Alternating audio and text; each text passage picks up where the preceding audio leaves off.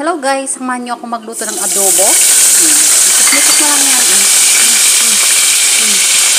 Hulog na yan lahat ng sibuyas, bawang. Ayan lang.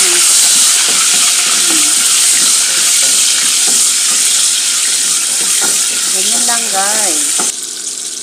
At ihulog na rin natin ang manok. Mikos-mikos na yan.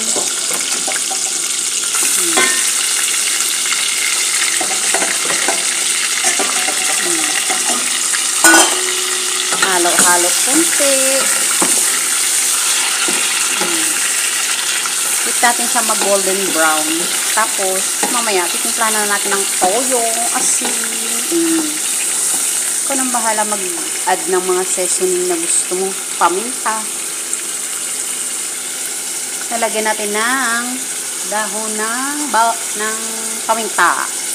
And then, paminta powder. Diba? Nikos-nikos lang yan mga guys.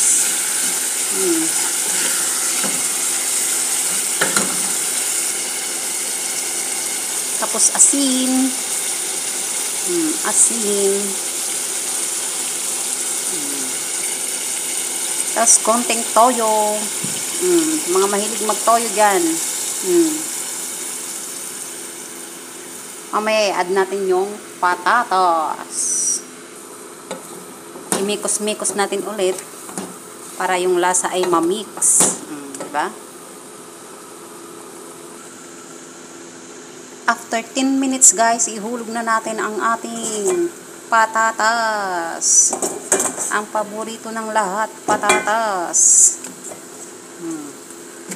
Tapos, mikos-mikos ulit. Ganito lang kasimple magluto ng adobo. Sa mga hindi pa marunong mag-adobo dyan, panoorin nyo ang aking tutorial. Para magkaroon ng konting sabaw guys, lagyan natin ng tubig. Kasi para maluto yung manok. Diba? Tapos, mikos-mikos ulit. Ang daming mikos-mikos ha. Diba? Antayin natin maluto ang manok. Sa gustong medyo sweet, lagyan natin ng asukal. Lagyan natin ng asukal para maging sweet ka. Diba? Ganyan lang ang adobo ni Max Ring.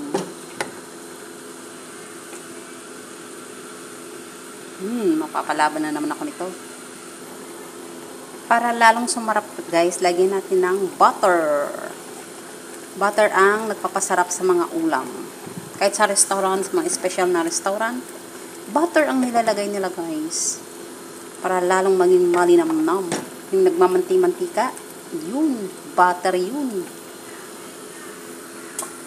Tapos kung gusto mo pa guys na mas malinamnam, lagyan mo ng cheese. Mas malinamnam yan guys pag may cheese. Ganyan ako guys mag-adobo.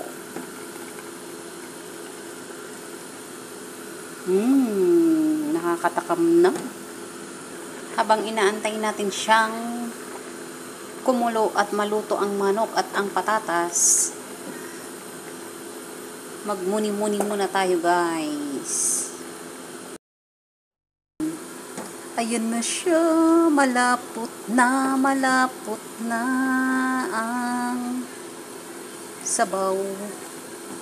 Lapot na siya guys, malapit na siyang maluto. Palaputin pa natin ng maigi hanggang kumonti yung sabaw.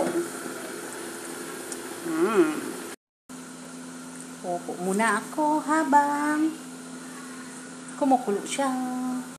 Inaantay kong maluto yung aking adobo.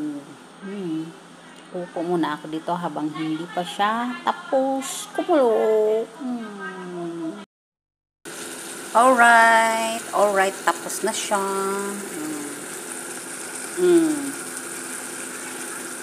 Yummy. Tapos na siya.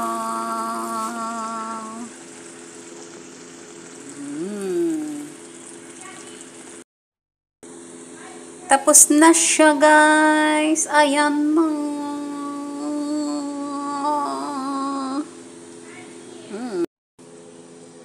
Tapos na yung ating adobo.